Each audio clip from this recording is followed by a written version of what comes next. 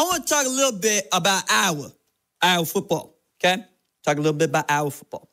Reason I want to talk about Iowa football is because Iowa football has very much been in the crosshairs of, well, Black Lives Matter movement, as we are really doing a good job of talking about some of the poor decisions that have been made by some coaches, in particular Chris Doyle, strength coach at Iowa, and how Kirk Ferentz has responded to it.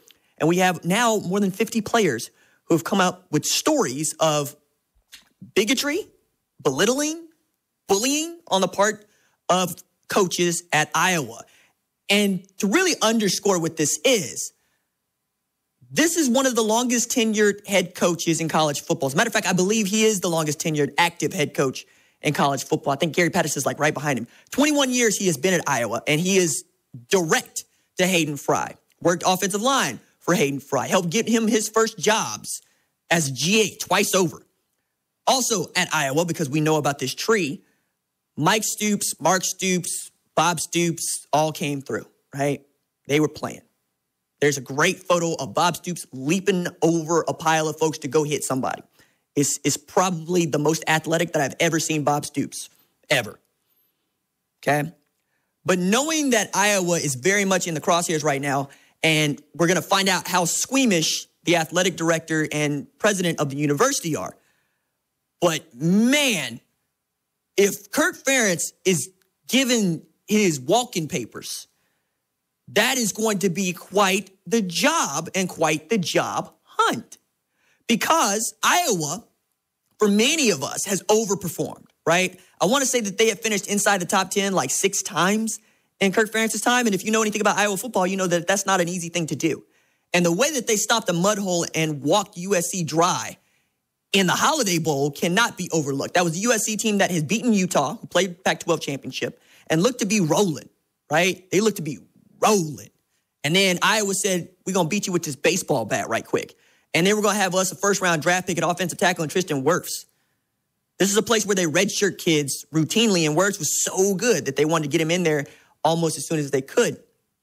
And when you're looking at Iowa, you're not really looking at guys that are going to go in the first round. You're not really looking at guys that are going to be stars in the NFL, though they've had their share, right? You're looking at a tight end factory. Noah Fant, of course, George Kittle, TJ Hawkinson. But that's what they're known for right now, is putting out tight ends. All right? Other than that, somehow the Hawkeyes straight up go win. Iowa City, this is what we do, right? We put together 8, 9, 10 win seasons. Now we're in the Big Ten West, but no, who cares? Wisconsin's over there too. Somehow they get the better of them every now and again. And this year, I already expected to be a down year for him because he loses Nate Stanley at quarterback. He's going to have to break somebody else in. And it didn't always feel like Kirk Ferentz was ever going to leave, right? I mean, this is a dude that lived long enough to see his kid be a coordinator for him, you know, and got away with that noise. But if Ferentz were given his walking papers, I got to think that like Mark Stoops is probably at the top of the list at Kentucky because he's still coaching. I believe he's 44-44 at Kentucky in 7 seasons. I have that right? But you know who else wasn't great until they got to Alabama from UK? Bear Bryant. That one's free, Stoops family. That one's free, okay? I also think that it's really interesting that Mike Stoops has, taken the analyst position at Alabama, and maybe somebody will give him a job. Maybe it'd be Iowa, right? But I would sooner go looking for Luke Fickell, right, at Cincinnati after 11 win seasons and what he's been able to do in the shadow of Ohio State in a place where Michigan recruits heavily. Hell, we all recruit heavily. Like there's Brian Asamoah is from like Ohio State's backyard, right? It's a football-rich state. But you could look all over for guys that I think would take that job. But I think everybody over there would really love to have Bob Stoops in the way that USC wanted to have Bob Stoops, because if Bob Stoops wants to coach college football, there is no XFL to hold him down anymore. It's really about what is Carroll going to put up with, and how important is it for him to continue to have a connection to the University of Oklahoma, where I believe he's still on the payroll as a special advisor to this athletic director. I think he's like clearing $300,000 a year. I think that's right. In addition to the $1 million that he was owed by Vince McMahon with him filing for bankruptcy. And then this man's like, no, I'm out of the football business. This is trash. I hate this. I'm like, I don't get it. Plus, in the scheme of things, Bob Stoops is right there at like that seasoned age in college football. He's turned 60 in September, right? Which, when we're talking about college football coaches, it really ain't that old. I mean, I thought Bill Snyder was going to coach until he was 112, right? He lived long enough to see his name on the friggin' stadium. It's Bill Snyder Family Stadium. And he's still standing in those press boxes with the binoculars on, I'm sure judging the hell out of Chris Kleiman. Like, I don't know how I would do that. I bet he still offices. In the football facilities. Oh, man, that'd be tough. But Chris Kleiman has managed to do that. He's following a legend. That usually doesn't go that way, right? I do not envy the man who has to follow Nick Saban, right? Just like I thought that it was not necessarily going to go well for Lincoln Riley, but that's been just fine. And believe it or not, I envy the person who's got to follow Mike Gundy because among Pokes fans, he is beloved. I feel that way about Iowa, right? Whoever has to follow Kirk Ferentz when that time comes, whether it's sooner rather than later, I don't envy you. And I don't know that anybody other than Bob Stoops would be able to step into that job and immediately get everybody's respect. You know, I don't really know that Dabo Swinney, Brian Kelly, Ryan Day, I don't think they would have that kind of sway at Iowa because they have built this very insular culture around that football program. They do things how they do things. You do it our way. No highway option, right? And Chris Doyle was the number one lieutenant with that because as many people have told you right now, and you're, I'm sure, aware because you're a smart college football fan, strength coaches are your XO, okay? Head coaches are your CO. My mom, right, former captain in the United States Air Force, she would always give this to me. And we would watch like Red October with Denzel and Gene, right? Gene Hackman.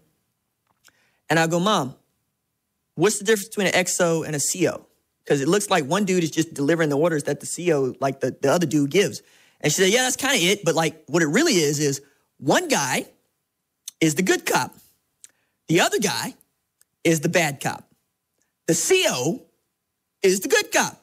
Everybody loves the CO. He shakes hands, he kisses babies, he gives the pep talks. I got to stop real fast because this has bothered me and this has happened before, and I'm with you on this. It's one of those weird, I forget what they call it, the effect where you remember something the wrong way. Denzel and Gene weren't in Red October. Who was Red October then? That was Sean Connery. Thank you. It was Crimson Tide. Oh, thank you for stopping me. And I do the Crimson same Tide. thing all the time. And someone called us last time. Thank you for stepping in there. On it. And I was like, wait, I got to fact check it real fast. Every single time, call me. Every single time, call me out. It's not Red October, it's Crimson Tide. But I got the casting right. But it's a submarine movie, literally from the same time period. And the posters are both red. Yes. Okay. I'm looking at it right now. Nope, that's my bad. Nope, thank you. To finish the analogy. Golly, RJ, get the movie right. XO is the hammer, right? The XO is the dude going to tell you what you're going to do, and more than likely the guy doing the belittling. And it's how you do that belittling. It's how you get your point across that is important. And I think position coaches occupy some of this as well, right? Like one of the things that I've always been fascinated by is how many times a position player, not a quarterback, talks to a head coach during a given year, right? Like you have a one-on-one conversation with that man, even in exchange. Like watching Nick Saban go through warm-ups is really a highlight for some of the kids at Alabama because he stops for the most part at each one of them, you know, during practice and during games to say, how we feeling? How you good? You all right? You know, like my favorite one is Julio Jones back in the day. Like Julio Jones apparently did not speak when he was warming up. And like Nick Saban walked by him, hey, we talking today? And he was shaking his head, okay. Bye. You know, I was like, what? I love that. But it was also, you know, just knowing that your head coach is thinking about you personally, I got to believe is a big deal. Meanwhile, how many people want to talk to the XO on a regular basis?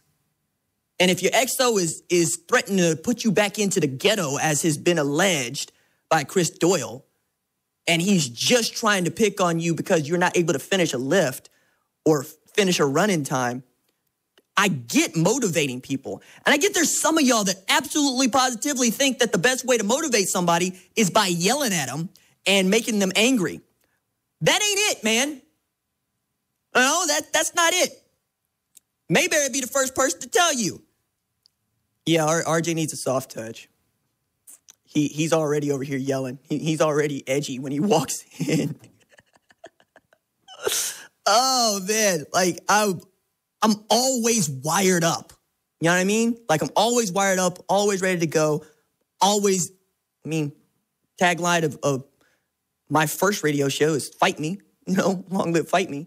But that's also part of my personality, right? It's part of who I am, and that's my authenticity.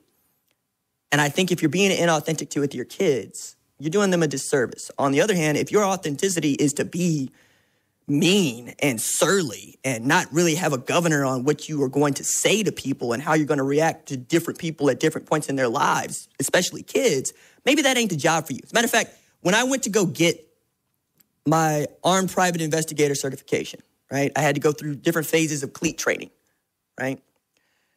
And through each phase, I had the same instructor, right, all the way up to bail enforcement, right? And his phrase or his take on the industry was, look, if you got into this to shoot a gun and hurt people, I need you to leave my class. This is not that place. This is for mostly calm individuals, right? And I got into it to be, mostly better at my job of journalism and see what else I didn't know. And I never really had a case or anything like that, but I was doing it. And I did have, and I still got the certification in my wallet over there, but I wanted to get to know the business as much as anything else. I didn't actually want to go into it. But no, there are some people that just don't need to be doing jobs where you can use brute authority. And I think strength coach is becoming one of them. Strength coach is the gas man, right? Scott Cochran yelling at people at Alabama. That livens people up. Matter of fact, one more story, and then we got to go break. Regions Bank is a bank in the South. And Nick Saban did a commercial for Regions Bank, and it featured Scott Cochran. So Scott Cochran is going to each one of the tellers, and he's going, he's giving his phrase. Talk about, yeah! And it's funny because it's a quiet place. And he gets to Nick Saban as he's making a sandwich, and he goes, yeah, coach! And then Nick Saban looks over and says, sorry, coach. Like, it's like, he gets it. Some people need that, some people don't.